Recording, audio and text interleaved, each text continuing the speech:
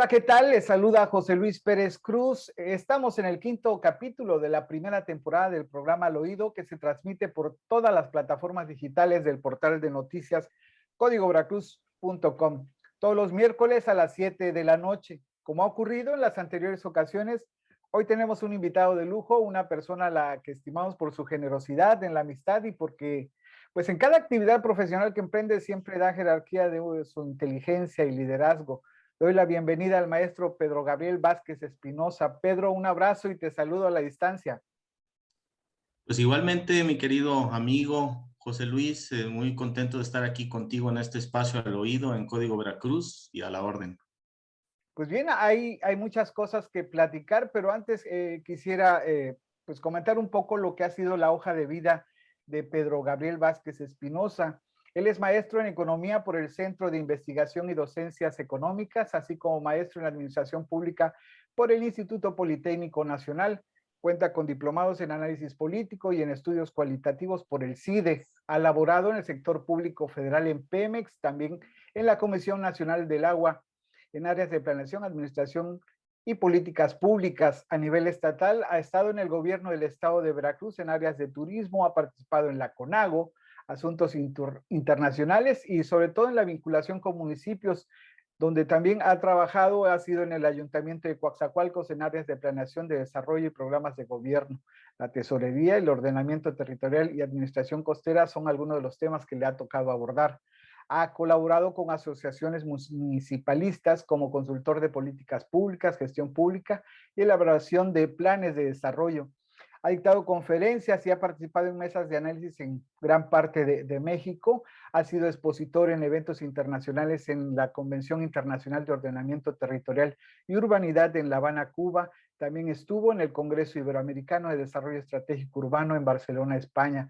Ha escrito diversos artículos sobre políticas públicas en temas como planeación estratégica, implementación y evaluación de programas sectoriales, economía, sustentabilidad territorial.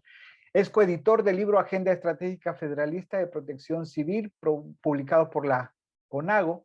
Además, en el año 2011 obtuvo el Premio Estatal de Administración Pública en el estado de Veracruz y ha elaborado él en el sector privado como analista de información económica del mercado de valores en Banamex y actualmente es miembro del equipo de estrategas de PCN Consultores en temas de políticas públicas, información económica y campañas electorales y además le va al Cruz Azul. Es correcto. Esa es la hoja de vida, una amplia hoja de vida de nuestro amigo Pedro Gabriel, con el cual vamos a platicar. Pedro, creo que tu amplia trayectoria nos puede ayudar a dialogar en un tema que quizá poco se ha explorado en la conversación nacional.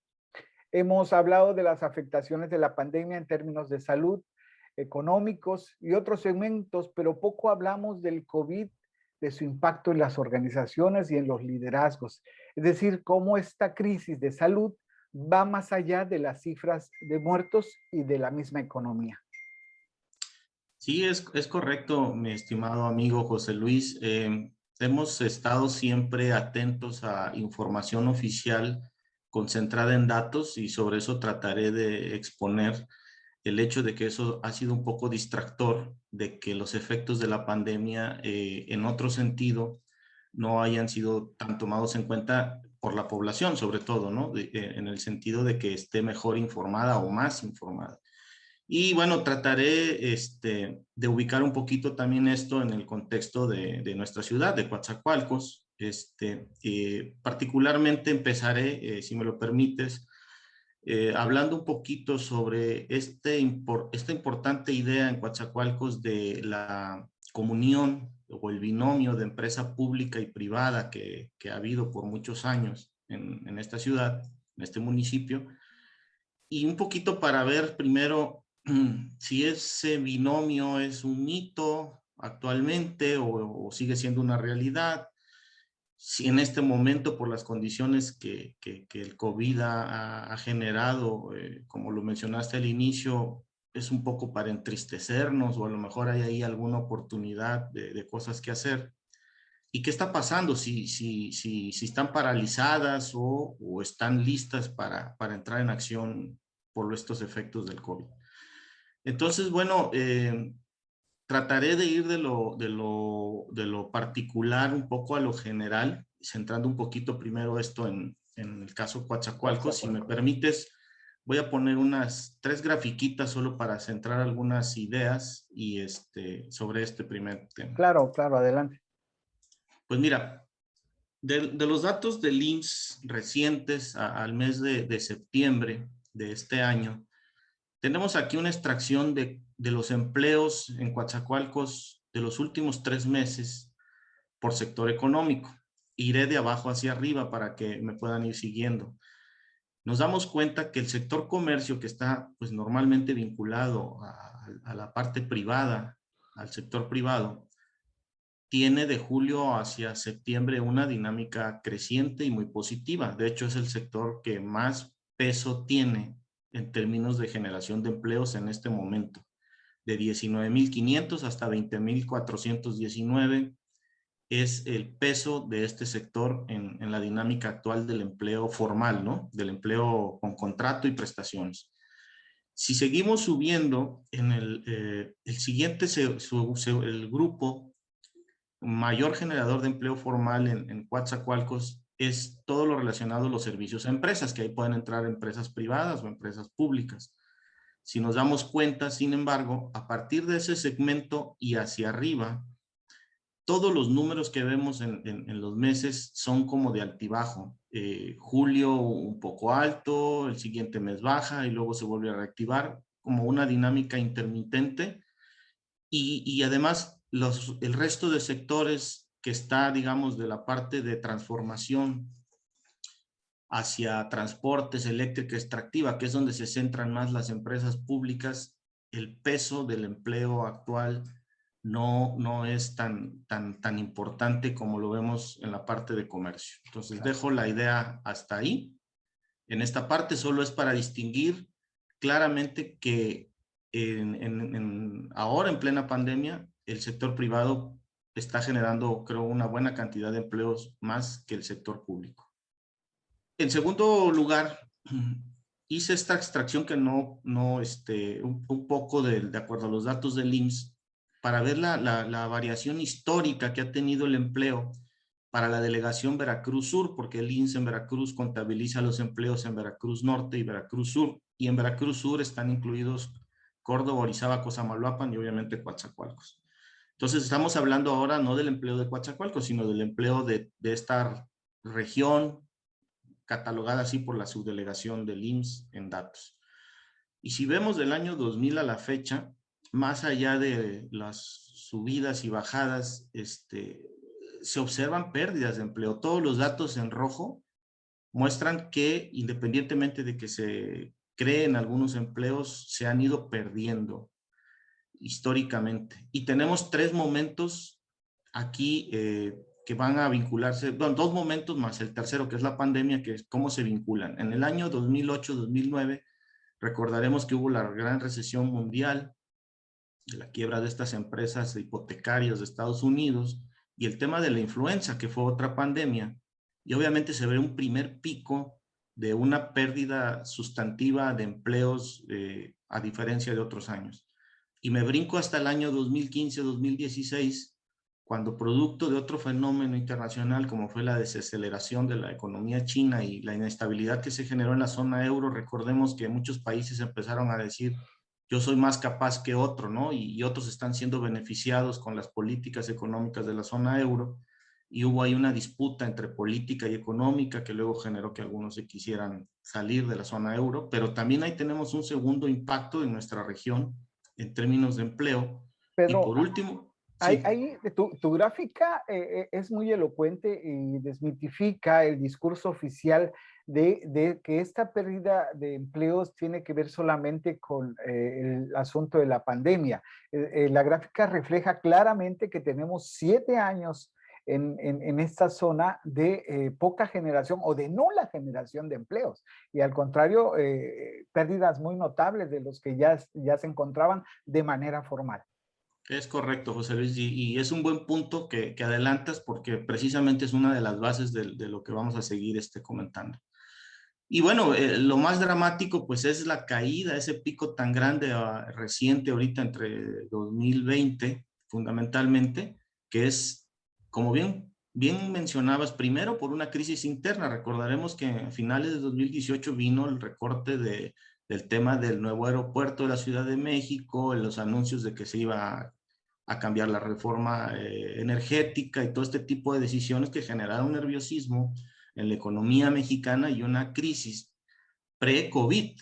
Y luego en el año 2020, pues la debacle con el tema del COVID y sobre todo con el tema del cierre, ¿no? De actividades, la inmovilidad. Entonces dejo la idea ahí solo para mostrar que independientemente de que ahorita estamos en una fase complicada en términos de empleo y de económico, producto del COVID, como bien apuntabas, hay historia, ¿no? Esto ya ha ocurrido, ya ha ocurrido, ya ha habido antecedentes de esto en el comportamiento. Y finalmente, esto es una visión un poquito más general. Esta es la variación poblacional, o sea, de acuerdo a los datos del censo del INEGI, tomé datos de 1970 para acá. Cada año que ustedes ven ahí es la variación, o sea, en el año 80 está el porcentaje de la población que varió o que cambió respecto al indicador anterior, o sea, el año 70, el 90 contra 80, 2000 contra 90 y así sucesivamente. Entonces veamos la línea naranja en la que, bueno, para empezar, esas son las tres ciudades más importantes del estado de Veracruz, Jalapa, Veracruz y Coatzacoalcos. Vemos, en el caso de Coatzacoalcos, siguiendo la línea naranja, que hacia el año 80 la población creció hasta un 70%. Era el municipio, o fue el municipio con el mayor porcentaje de variación de población, más que Jalapa y que Veracruz. Luego, hacia el año 90, tuvo un declive, creció la población, pero en menor proporción, hasta un 25%, y vuelve otra caída para el censo del año 2000 a un crecimiento del 15%. No quiere decir que hay menos población, simplemente está creciendo a un menor ritmo. Hacia el año 2010 a un 14% y ojo, hacia el año 2020 solo 2%. Mientras otras ciudades, como el caso de Veracruz, que tiene una caída hacia el 90, pasa o rebasa Coatzacoalcos en crecimiento junto con Jalapa, y después empiezan a tener también unas caídas, pero ya si nos damos cuenta, ellos creciendo a un ritmo mayor que nuestra ciudad. Y el mensaje de esto, te escucho.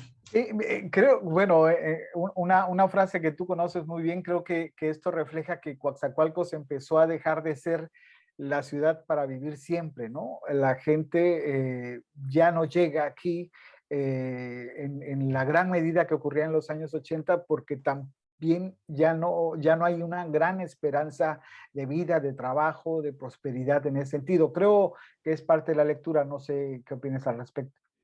Exactamente, ese es el mensaje correcto, José Luis, como bien apuntas, porque es un poco como desmitificar, ¿no? Ese asunto de que a nuestra ciudad y a nuestra región allá en el sur nos ha ido siempre bien con todo este tema de la industrialización, ¿no? Digo, nos fue bien en algún momento, sin lugar a dudas, y ahí tenemos una base, sin lugar a dudas, para fomentar la economía y el desarrollo. Pero creo que hacia donde vamos es a encontrar otras formas, porque esto ya, ese modelo está agotado y seguir pensando en ese modelo no es malo, pero ya no es tan bueno con las condiciones actuales. Ahora es correcto lo que mencionas. El COVID nos metió en un desafío, pues fue global, democrático, dañó a todos casi en general. El desafío es cómo liderar en estos momentos de crisis un tema casi desconocido para todos, que fue en el actuar de las empresas, en el actuar del sector público. Eh, Quisiera que contextualizaras un poco el tema de Coatzacoalcos, que es un municipio que conoces muy bien desde la estructura municipal, que en poco o nada ha cambiado desde que estuviste tú en la administración. ¿Crees que fallaron los actores en términos de las organizaciones públicas y privadas para contener de alguna u otra manera los daños del COVID? Digo, más adelante hablaremos de otro tema de liderazgo, de salud física y todo esto, pero en términos generales, ¿no hubo una contención adecuada? Sí, y no solamente pasó en Coatzacoalcos, pasó en todo el país, en muchos estados. Obviamente, pues se reflejó también, Coatzacoalcos no es la excepción y es un punto que quisiera explicar un poquito más adelante, pero efectivamente. Pero vamos, no lo quiero dejar marcado como que solo fue exclusivo de nuestra ciudad, de Coatzacoalcos, sino fue un fenómeno que incluso abordó a todo el país. Entonces, nada más para rematar estos puntos, lo que quiero señalar es de que esto que vimos de los datos nos muestran de que más allá de la parte económica y del empleo, también hay otras variables influyendo en por qué ya no es la ciudad tan atractiva, ¿no? Y esto lo dejo para otra situación, porque no nada más es la parte económica y el empleo, y lo sabemos perfectamente, la calidad de los servicios, la tranquilidad de las familias, etcétera, etcétera, etcétera. Lo que sí quiero dejar en claro es que con el COVID, esta parte del empleo nos ha hecho trabajar, tomar clases, pues estar resguardados en casa, ¿no? Pero si nos damos cuenta de la primera gráfica donde está muy activo la parte del comercio privado sobre todo, pues es porque no hemos dejado de consumir. O sea, aunque estemos encerrados, seguimos consumiendo por vía plataformas, por WhatsApp, haciendo pedidos, etcétera, etcétera, y algunos pues saliendo a comprar lo necesario. Lo que quiero decir con esto es de que este es parte del cambio. Es parte donde ahora otras actividades se han puesto por encima de algunas de las que conocíamos y donde normalmente descansábamos en la parte de generar economía y desarrollo. Y pongo un ejemplo muy claro, con la pandemia han surgido muchos hogares emprendedores, ¿eh? O sea, muchas familias se han dedicado a hacer N cosas desde su casa, producto de la pandemia, pues para recuperar la pérdida del ingreso, ya sea que dejaron de laborar parcial o totalmente. Pero hoy en día yo me preguntaría, bueno, ¿y qué están haciendo las autoridades para identificar esos hogares que hoy tuvieron esa valentía de disponerse a hacer comercio desde sus hogares y que no quede esa actitud de emprendedor solamente como un efecto por la pandemia, sino a ver, si ya lo hiciste, ¿por qué no te apoyo en este momento para no perder ese negocio? El negocio ya nació, no sé si me explico. Sí, ¿y qué Entonces están aquí lo haciendo? importante, ¿Qué es lo que tú ves que están haciendo? ¿Qué han dejado de hacer? sí, y yo pregunto, ¿qué tipo de autoridad ya se acercó a buscar a ver quiénes son estas personas quienes ya instalaron su comedor, están haciendo costura, están haciendo pasteles, repostería, lo que estén haciendo? ¿Y cómo lo voy a apoyar? Ya nació el negocio, eso es lo importante. Y eso es un mensaje bien claro porque nació de la propia persona, de la necesidad de las personas, de estos hogares. Entonces dejo ahí esta idea y entro a lo que mencionabas. Efectivamente, aquí lo que se rompió pues, fue el paradigma económico, ¿no? Que vincula a individuos o trabajadores, a las organizaciones de liderazgo, porque simple y sencillamente ahora que la pandemia se está liberalizando ya un poco más la movilidad y reactivando las condiciones económicas, la pregunta es, bueno, a ver, como individuo, si ya aprendiste a hacer algo, a defenderte económicamente desde tu casa, ¿vas a optar por regresar a un empleo normal en las condiciones anteriores del COVID, donde solamente pues, lo atractivo es el salario y las prestaciones, pero ahora tú ya estás viviendo desde esta iniciativa del hogar o desde donde lo estés haciendo, pues que también has compartido tiempo de bienestar familiar y calidad de vida? No sé si me explico, que Sí, anteriormente no tenías. ha cambiado el escenario económico intrafamiliar Exacto. en muchos sentidos, ¿no? Hay pues la familia se ha visto envuelta en tratar de escalar en la posibilidad de establecer un negocio que quizá hace 2 años o 3 años no habían pensado. Pero también esto lleva a reflexionar en qué orden lo haces, ¿no? Porque una cosa es hacer negocio y otra cosa es hacer empresa, que te lleva a otro nivel. Y a veces, en muchos sentidos, esto se muere en un simple negocio y deja de ser empresa. Y yo creo que ahí es donde se necesita el apoyo de liderazgos, el apoyo o la inteligencia de gobiernos o instituciones que ayuden a estas economías nacientes en familias a perdurar. Sí, y romper la idea de que nada más es el gobierno, ¿eh? Yo quiero enfocarme a adelantar una idea. Las empresas grandes de Coatzacoalcos pueden jalar a esos pequeños microempresarios. Ojo, es un encadenamiento, al final de cuentas, también desde la parte privada.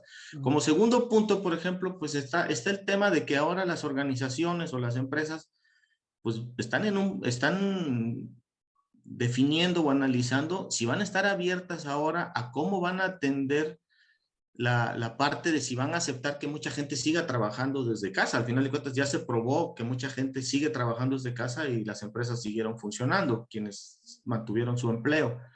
Pero hay una condición ahora, con mejores condiciones, no nada más es el salario, por lo que veíamos del términos del bienestar que esta persona adquirió estando más cerca de su familia. Y en tercer lugar, los liderazgos, ¿no? Porque el líder en una organización, pues no nada más va a poder contratar ya nada más en este momento a cambio de salarios y prestaciones, tendrá que ofrecer alguna cosa adicional, pues en términos del propio bienestar de la organización y de los empleados.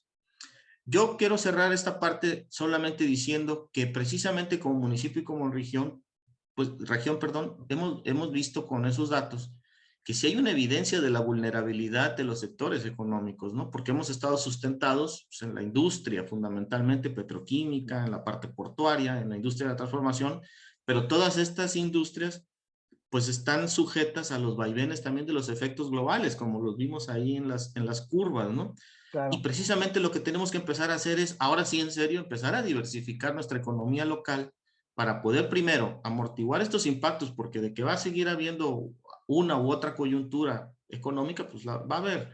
Y lo segundo es romper precisamente eso que le hemos llamado el sueño allá, de que siempre va a llegar la gran inversión, el gran anuncio de que ya esta sí es la que nos va a sacar del hoyo y que normalmente le enfocamos a la parte pública y tenemos que ir por otras vías. Y me atrevo a adelantar que otras vías son los aspectos digitales, la investigación y el propio comercio económico.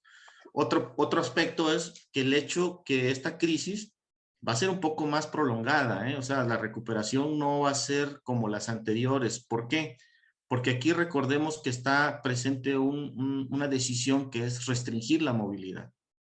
Y restringir la movilidad va a depender de cuándo las autoridades en conjunto o una sola autoridad diga esto realmente se abre o no se abre. Claro, claro, y lo dices muy bien, es un tema a largo plazo y yo creo que ahí es donde debe entrar otro tipo de planeación, tanto en la parte familiar como en la parte empresarial y de gobierno. Pedro, entrando a un tema que también me gustaría hablar, decíamos que el asunto de la pandemia no solamente llevó a pérdidas en lo económico, a pérdidas de vida, el menoscabo de la salud física.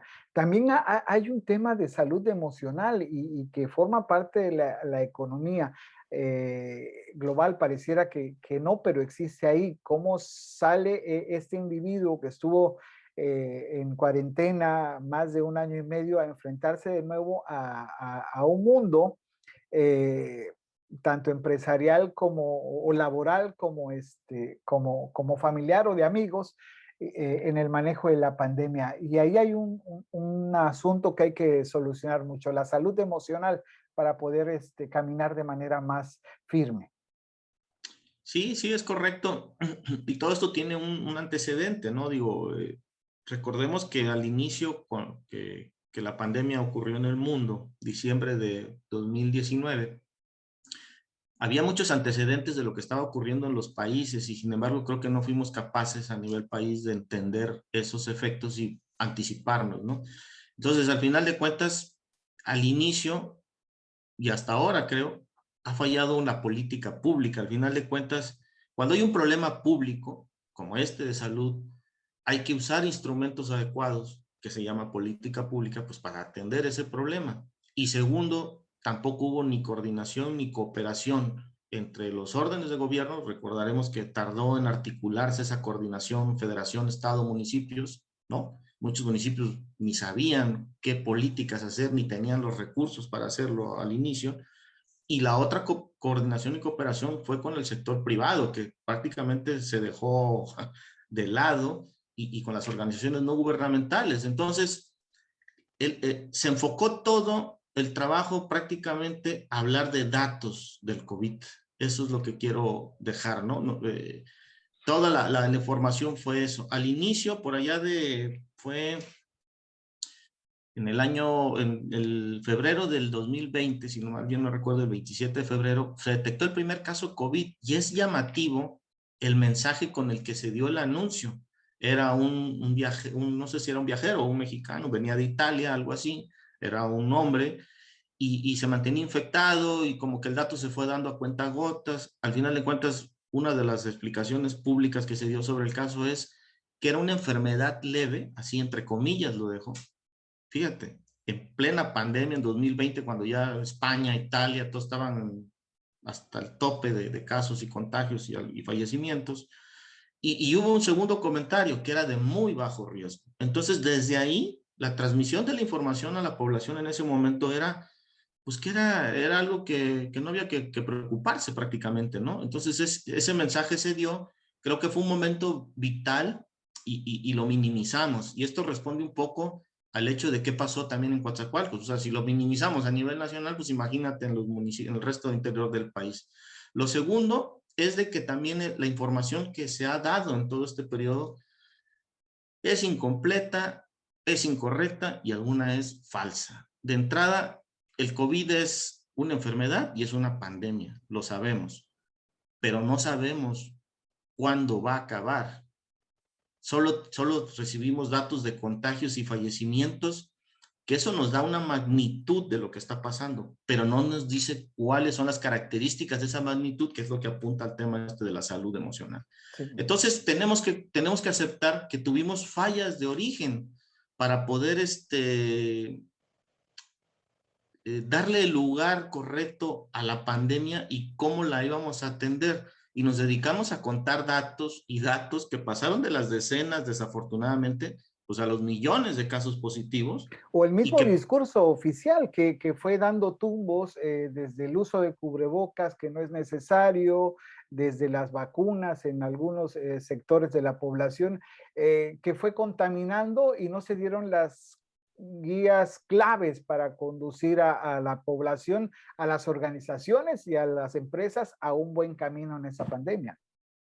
sí, exacto, como bien apuntas, hay más elementos que abonan a esta parte en la que minimizamos, ¿no? De alguna manera la situación. Repito, nos concentramos en los datos, también de las decenas pasamos a los miles de fallecimientos. Ayer el dato es de 3.831.000 contagiados ya y 290.000, pero el dato en sí no nos dice mucho, nos dice una magnitud, pero no nos da las características. Y todavía seguimos contando, ¿eh? Porque ahora contamos vacunas. Aunque no tengamos la cobertura garantizada, seguimos dando información del conteo de vacunas. Pero fíjate, una cosa es la magnitud y otra cosa es la característica. No toda la población tiene, deberíamos estar preocupados de que no toda la población tiene garantizada la vacuna en este momento, Claro. pero destacamos datos, ¿no? Nada más. Y llego al punto. Exactamente, la realidad nos alcanzó al final de cuentas. Vino el confinamiento obligatorio después de todo esto que acabo de mencionar y se paralizó la economía, se cerraron las empresas, hubo recortes de empleo y otros efectos. Y esto es a lo que tú anticipabas, los efectos ligados con la salud, pero la salud emocional, producto de que se restringió la vida cotidiana. O sea, fue una parálisis de la vida cotidiana tuya, mía, de todos, ¿no? Al final de cuentas. Sí, hoy Y hablamos ahora, del trauma post-COVID, hablamos de secuelas psicológicas en términos del COVID, ¿no? Y es un tema que impacta a las organizaciones y a las empresas. totalmente, y quiero centrarlos, o sea, estuve revisando algunos documentos, sobre todo de empresas de servicios médicos de carácter privado, que sí tienen bien documentado todo este tema de los otros efectos del COVID y del aislamiento, y son preocupantes, digo, cambios en los patrones del sueño o la alimentación. Dificultad económica, pues para solventar las necesidades familiares. Imagínate la preocupación que genera, ¿no? Estar pensando cómo vas a solventar las necesidades familiares en lo económico. Deserción escolar ha generado. Dificultad para concentrarse. Agravamiento de problemas de salud crónicos para quienes ya padecían algo y de problemas de salud mental. Y va creciendo la problemática, ¿eh? Mayor consumo de alcohol, tabaco o drogas. Ansiedad y depresión, pues al sentirse totalmente aislado. Angustia para cumplir las actividades de la vida cotidiana desconcentración laboral, brotes de estados depresivos o de agresividad, y los más graves, violencia familiar, verbal, física o de otro tipo, violencia particular contra la mujer y los hijos, y violaciones, feminicidios y homicidios. Ese es el diagnóstico de un estudio del sector privado de los efectos del COVID más allá de salud. Y esto todavía se viene pues a ser más caótico con los efectos de la economía. ¿Por qué? Porque la economía se detuvo, hay un estancamiento y hoy vivimos una inflación. Y quiero apuntar en esto, o sea, sí vivimos un estado económico como país de estanflación, o sea, estancamiento con inflación combinados. La caída del Producto Interno Bruto en el año 2020 fue de 8.5%, o sea, es brutal.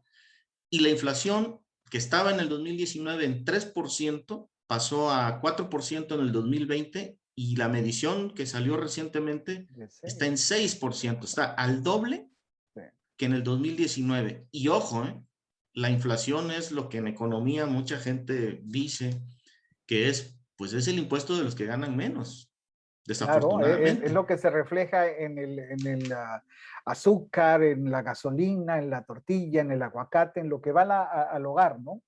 Y efectivamente, ¿en qué repercute todo esto? Pues en la capacidad de comprar y en la calidad. O sea, eso es otra cosa importante. Nos estamos a lo mejor alimentando de una manera como no lo hacíamos antes, porque ni tenemos la capacidad de comprar todo, o tenemos que ir a productos de otra calidad, pues para poder mantener, ¿no? Una cierta condición de alimentación.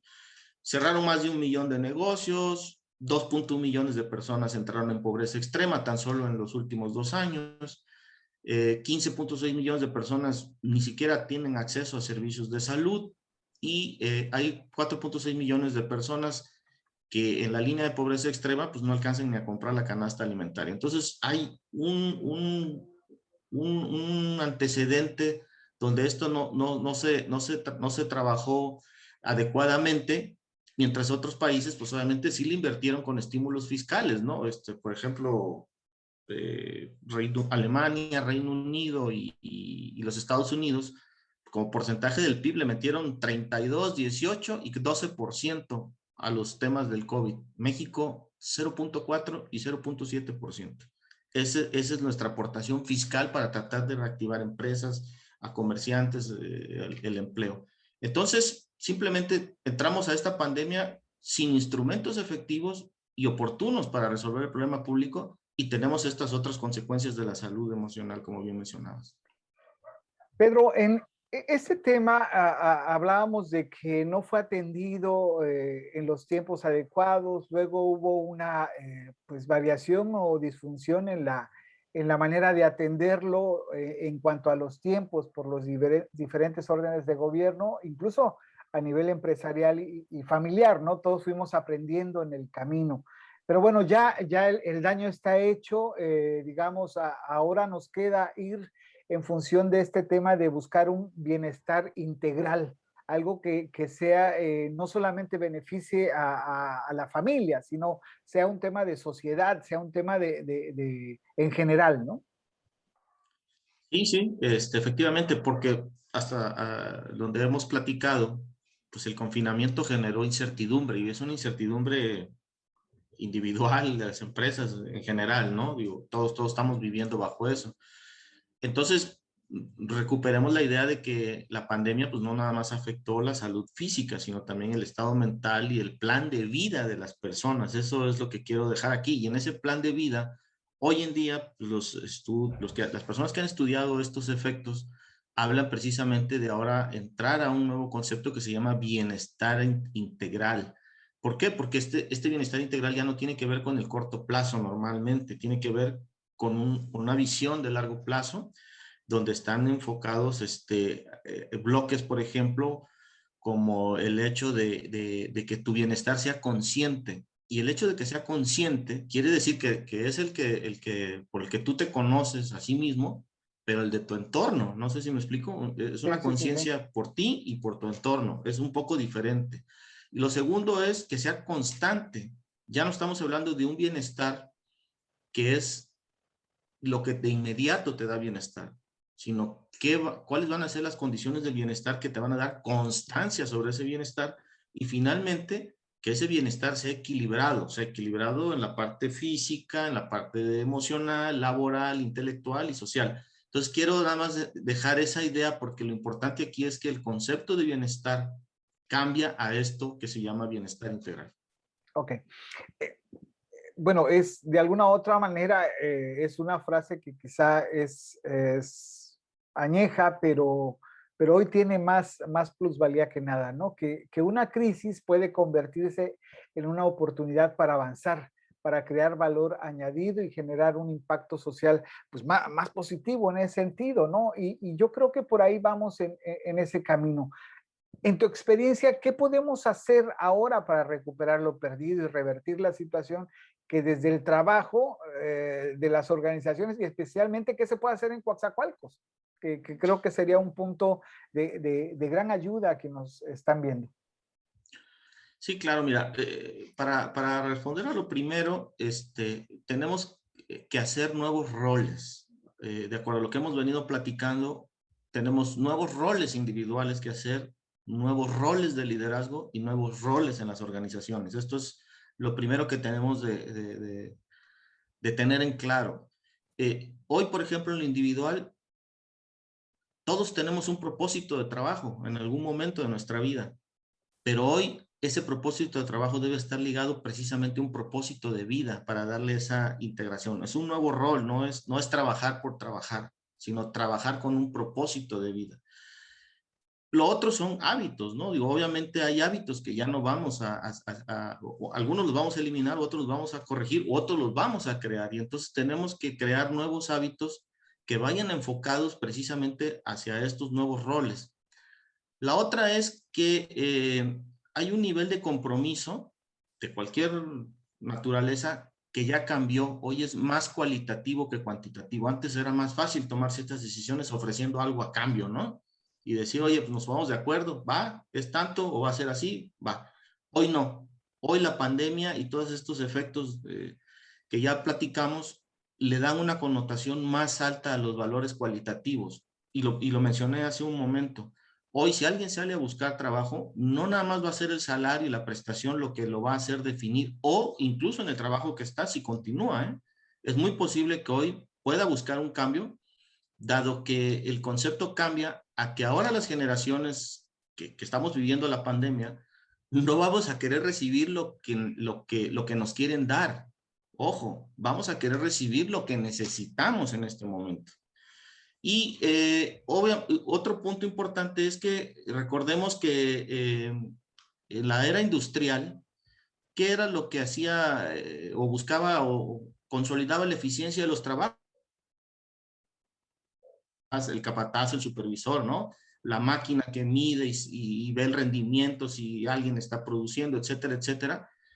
Pero ¿qué está sacando hoy adelante a las empresas y en nuestras propias vidas? Las personas, ¿eh? No es una máquina. O sea, ojalá que esta pandemia se resolviera con tecnología, ¿no? Y dijéramos, bueno, pues es esta máquina, tengo que invertir tanto en tecnología para salir de esto más rápido. No va por ahí.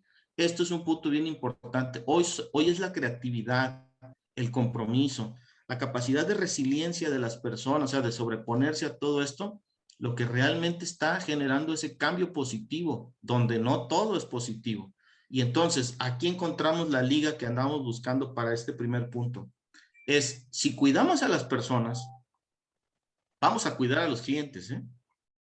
Y si cuidamos a los clientes, obviamente vamos a cuidar los resultados. Entonces, yo creo que esta liga nos deja muy en claro que hoy el paradigma está en atender a las personas en este bienestar integral, porque esto ayuda a las empresas y porque además esto ayuda a los ingresos o a los resultados de las empresas.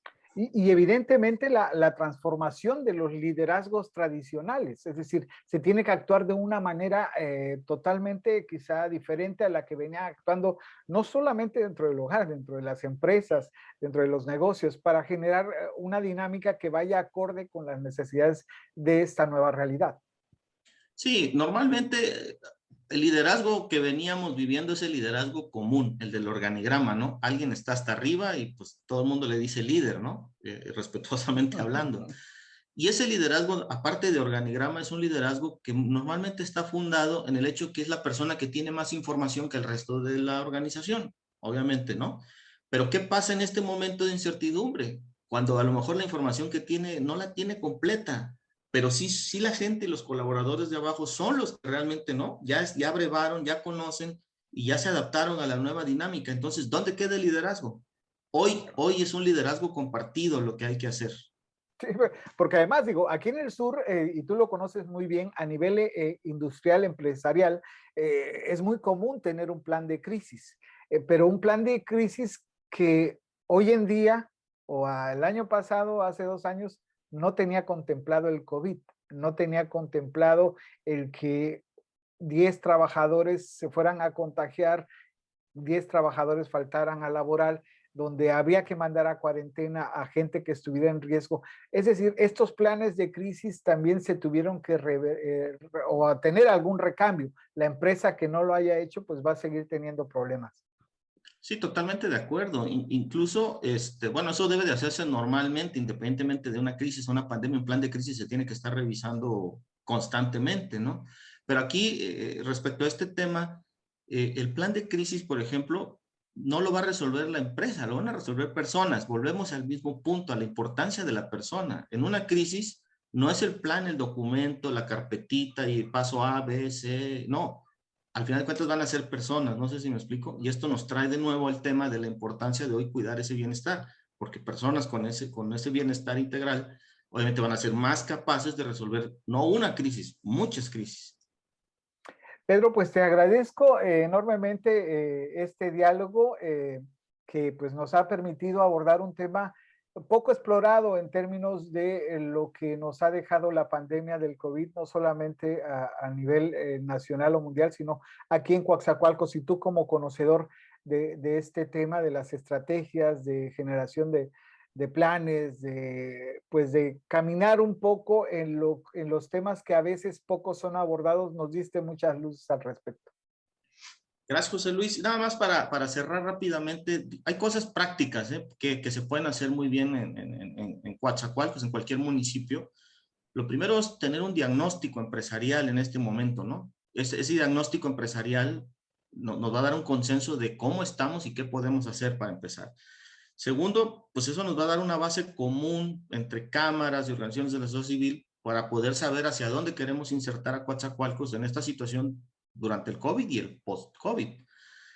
Esto nos puede llevar fácil a tener un master plan, un plan maestro de cambio para la ciudad. Lo que necesita la ciudad en términos económicos es una reorientación. Entonces necesitamos un plan y luego promoverlo ante las autoridades de todos los niveles, este master plan, implementarlo y concretarlo. Y cierro con una idea. Yo creo que todos sabemos en la ciudad, en Coatzacoalcos o en cualquier otra, que tenemos que ir hacia el frente, ¿no? Ahora, para atender todo este tema del COVID, pero ojo, tenemos que ir en el mismo sentido.